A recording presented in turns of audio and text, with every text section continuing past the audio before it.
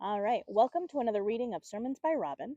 So, in this one, we are going to be reading a sermon from August 22nd of 2020. It's called Temple Builder, and our text is First Chronicles chapter 22, verses 5 through 19. And sorry, that was a bird, and it scared me. All right, and this was preached at the Fairmont Church of God in Fairmont, Indiana, of course, by my late father, Dr. Robin A. Riggs. So, get the bugs off. Our text is First Chronicles chapter 22, 5 through 19. Okay. David said, "My son Solomon is young and inexperienced, and the house to be built for the Lord should be of great magnificence and fame and splendor in the sight of all the nations. Therefore I will make preparations for it." So David made extensive preparations before his death. Then he called for his son Solomon and charged him to build a house for the Lord, the God of Israel. David said to Solomon, "My son, I had it in my heart to build a house for the name of the Lord my God. But this word of the Lord came to me: You have shed much blood and have fought many wars. You are not to build a house for my name, because you have shed much blood on the earth in my sight. But you will have a son who will be a man of peace and rest, and I will give him rest from all his enemies on every side. His name will be Solomon, and I will grant Israel peace and quiet during his reign. He is the one who will build a house for my name. He will be my son, and I will be his father, and I will establish the throne of his kingdom over Israel forever. Now, my son, the Lord be with you, and may you have success and build the house of the Lord your God, as he said you would. May the Lord give you discretion and understanding when he puts you in command over Israel, so that you may keep the law of the Lord your God. Then you will have success if you are careful to observe the decrees and laws that the Lord gave Moses for Israel. Be strong and courageous. Do not be afraid or discouraged. I have taken great pains to provide for the temple of the Lord 100,000 talents of gold, 1,000,000 talents of silver, quantities of bronze and iron too great to be weighed, and wood and stone, and you may add to them. You have many workers, stone cutters, masons, and carpenters, as well as those skilled in every kind of work, in gold, silver, bronze, and iron, craftsmen beyond number. Now begin the work, and the Lord be with you." Then David ordered all the leaders of Israel to help his son Solomon, and he said to them, Is not the Lord your God with you? And has he not granted you rest on every side? For he has given the inhabitants of the land into my hands, and the land is subject to the Lord and to his people. Now devote your hearts and souls to seeking the Lord your God. Begin to build the sanctuary of the Lord God, so that you may bring the ark of the covenant of the Lord and the sacred articles belonging to God into the temple that will be built for the name of the Lord. Okay. I love it when animals forget I'm here. Okay. So, how many of you have ever built or helped build a house or a church? I'm not a builder of things. I don't know about codes and brickwork, drywall, plumbing, electrical, any of it. It takes a lot of knowledge and skill to build a house. In the Old Testament days, they didn't have to worry about wiring and electricity, but it was a matter of skill in architecture. You remember last week or previous stories about King David, and he had built a cedar wood palace. Then he went to the prophet Nathan and told him he wanted to build a house for God. The Ark of the Covenant represented God's presence in the midst of his people, and originally it was housed in the tabernacle in the wilderness and traveled with the Israelites in their wandering. When they entered the promised land, the ark was still housed in a tent in Gibeon and then in Shiloh. In the days of Eli, the ark was taken into battle with the Philistines with the assumption that it would guarantee victory. But Israel was defeated and the ark was captured. It was passed between towns that experienced plagues until the Philistines decided to return the ark. The Israelites put it in the house of Abinadab in Beth-Shemesh. As time went by, David became king and made Jerusalem his capital. He set up a tent of the ark and commenced a procession to bring the ark to Jerusalem. They transported it in a cart drawn by oxen. When the animal stumbled, Ussah put his hand on the ark to steady it and immediately died. David was now afraid to bring the ark with him, and he put it in the house of Obed-Edom in Kiribati-Jearim. God blessed Obed-Edom while the ark was with him. So months went by, and David decided to try again. This time, the Levites carried the ark as they should have the first time, and thus the ark was placed in the tent in Jerusalem. David built himself this large palace and then voiced his desire to Nathan to build a house for God. He visualized a sanctuary to permanently house the ark, which presented God's presence with Israel. Nathan encouraged David to do so, but that night God came to Nathan and gave him a different message for David. The message was, I have never asked any of the leaders of Israel to build me a house, but I have always abided in a tent, and you will not be the one to build me a house. Instead, I will build you a house, a dynasty, and I will give your descendants a kingdom that will last forever. Then God told David that he would have a son named Solomon, and God would give him peace all around, and he would build this physical tent. Thus, the first temple of Israel is known as Solomon's Temple. David made preparations, gathered the materials and workers, and even had a plan, he said, that was given to him by God. The Bible tells us that Solomon employed 30,000 people to build the temple in 3 shifts of 10,000 at a time. There were 80,000 people quarrying stone to build this temple. Another 70,000 people were employed just to transport the stone from the quarry to the building site. Solomon employed another 3,300 supervisors to oversee the work. This was a total of 183,300 people working for 7 years to build the magnificent Temple of Solomon.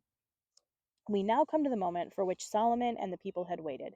With the temple completed, the Ark of Yahweh, YHWH, Yahweh, was brought up from its tent to Jerusalem into the holiest place, to the temple, the holiest objects of Israel's faith, which indicated the presence of God's name with his people, where were as one again. And the amazing result was that the glory of Yahweh filled the temple.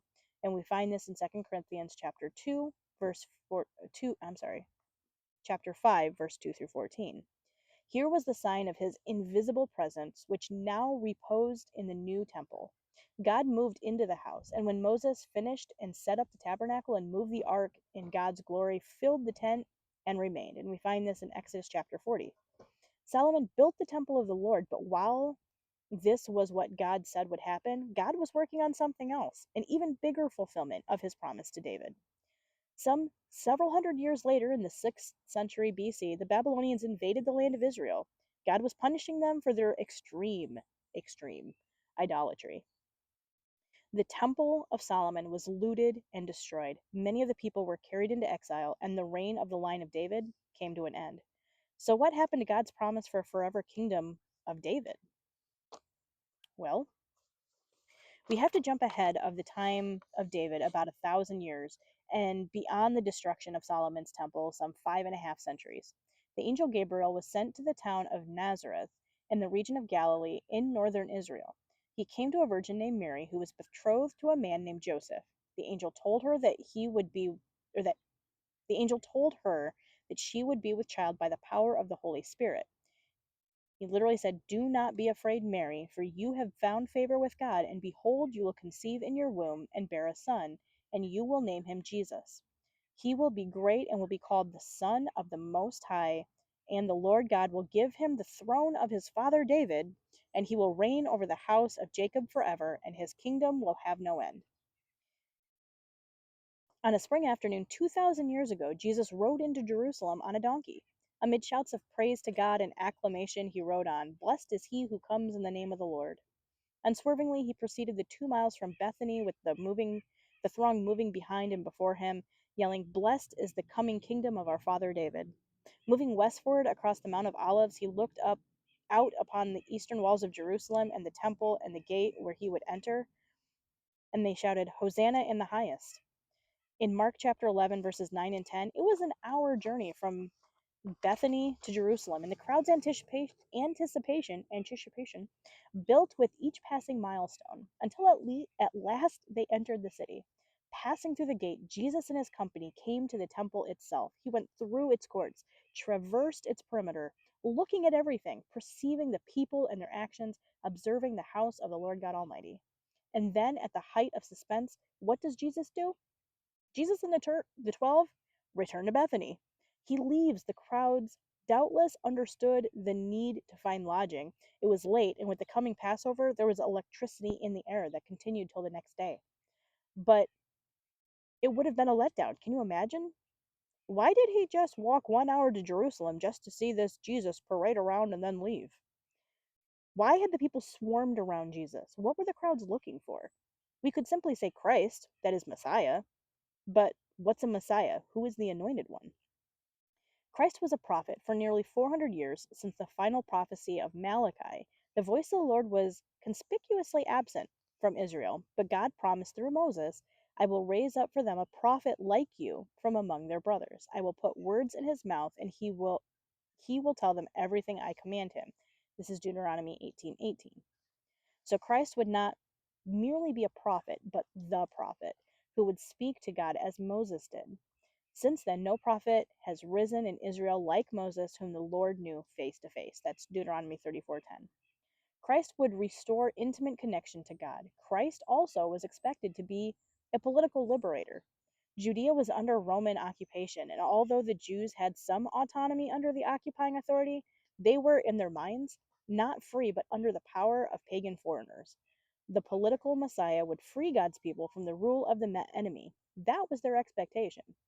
Christ was the son of David. The removal of the Roman Reich would leave a political vacuum, and Christ would restore the kingdom of Israel and would thus need to be its rightful heir.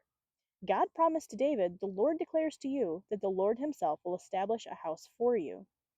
When your days are over and you rest with your fathers, I will raise up from your offspring to succeed you, who will come from your own body, and I will establish his kingdom, and he is the one who will build a house for my name, and I will establish the throne of his kingdom forever.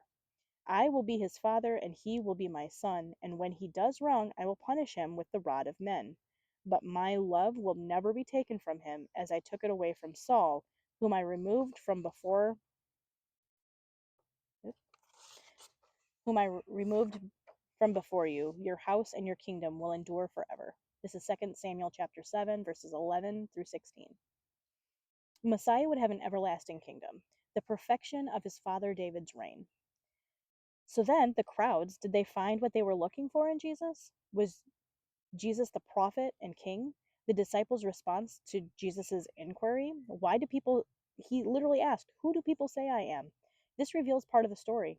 Some said John the Baptist, others said Elijah, and still others, one of the prophets. This is in Mark chapter 8, verse 27 to 28. The people from early in his ministry acknowledged Jesus as a prophet. Even after the crucifixion, the disciples on the road to Emmaus, Emmaus, said of Jesus, he was a prophet, powerful in word and deed before God and all people. That was Luke chapter 24, verse 19. But the suffering and death of Jesus killed any faith that Jesus may have been the son of David, who would restore the kingdom of Israel. Isaiah's prophecy must have been wrong.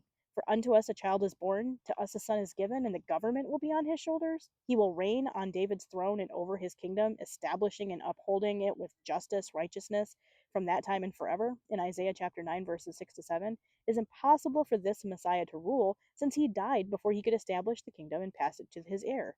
And then there was the matter of an heir. Jesus was unmarried and childless. If the Messiah's offspring were to continue to govern the realm, assuming that Jesus even had one, he failed in that regard as well. So Jesus appeared to be a failed Messiah. And we're forced to say that the crowds didn't find what they were looking for in Jesus. He seems to have failed to establish the kingdom, and although he was a great prophet, he died like the prophets of long ago. But Jesus is the Christ, despite the appearance of failure to the eyes of men. Do you recall the scripture Jesus used when he asked, whose son is the Christ? The Lord said to my Lord, sit at my right hand until I make your enemies a footstool for your feet. Jesus challenged the people to acknowledge that Christ must be great David's greater son. Christ is the true Solomon, the expected son of David. Solomon, the name means peace. Jesus was the Prince of Peace. Solomon was the temple builder. Jesus said, I will build my church, and the gates of Hades, the power of death, shall not prevail against it. Solomon dedicated the temple in prayer, and God's glory moved in. In John 17, the night of his arrest, he prayed for his disciples and all who would believe because of their testimony. These pages are very sticky today.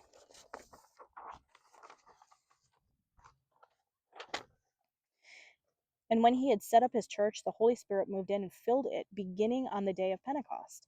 And Jesus continues building and filling his temple to this day. In Ephesians chapter 2, verse 19 to 22, we see that it says, "So then you are no longer strangers and aliens, but are fellow citizens with the saints and are of God's household, having been built on the foundation of the apostles and prophets, Christ Jesus himself being the cornerstone, in whom the whole building, being fitted together, is growing into a holy temple in the Lord, in whom you are also being built together into a dwelling of God in the Spirit." So, what is a temple? The dwelling place of God, a place cleansed and filled with bright light.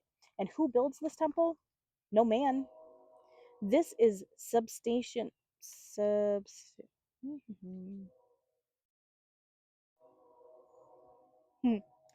Substation is not the word he was trying to go for there. That is a substitution for the genuine. It is not an attempt. It is an attempt to duplicate, but cannot be given life, nor can it produce life. At worst, it is a counterfeit. Only Jesus builds the church. The true church is built according to God's plan, not man's.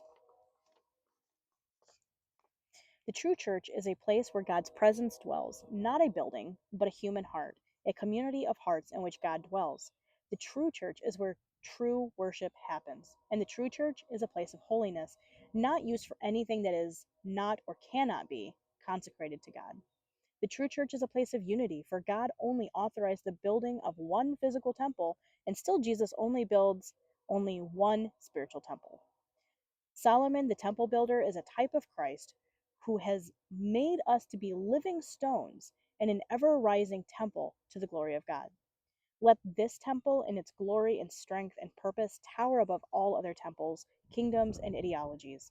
Let our declaration, Jesus is Lord, resound above all other slogans. Let the church be irrevocably given over to the will of God, that he might so fill us with his presence and glory that the people stand in awe of his light. And let the church be not just anything that calls itself the church, but let the church be the church indeed.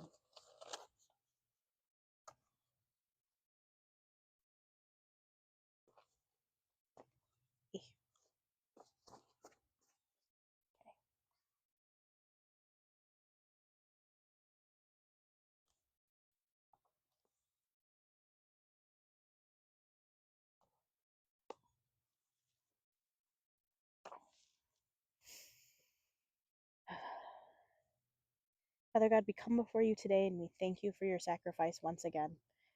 We cannot say thank you enough for that sacrifice, but we also come before you today and we pray that you will continuously remind us that we are your temple. We are where you live, and we are holy because you are holy. We pray for those who have not found this privilege, who have not accepted the sacrifice that your Son has given. But we pray that they will be led to a place where they can truly understand and appreciate that sacrifice, and that they too may become your temple. We thank you for our brothers and sisters that we walk this road with, who are also your children, and we pray that we will rise together as a church. We thank you for your provisions, and we thank you for the many blessings which we often overlook. We pray that you guide our hearts, our minds, and open our spirits to your word. In your name we pray. Amen.